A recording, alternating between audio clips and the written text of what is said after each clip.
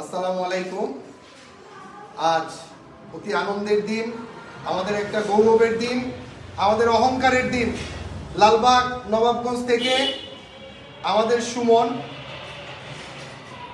একটা টুর্নামেন্টে অংশগ্রহণ করে, ঢাকা সিটি পিজন ক্লাব উন্মুক্ত। সেখানে সুমন 3টি নাম দেয় এবং যার 90% কবুতরই ছিল কালারিং, 2টি কবুতর ছিল সবুজ গলা, 2টি কবুতর ছিল সবজি, বাকি 8টা মুসলদম, 2টা গররা, একটা দোবাজ। 3টা নামে সে চ্যাম্পিয়ন হয়। সেই আনন্দ উদযাপনের জন্য আজকে আমরা এখানে উপস্থিত হয়েছি। চ্যাম্পিয়ন! থ্যাংক ইউ ভাই।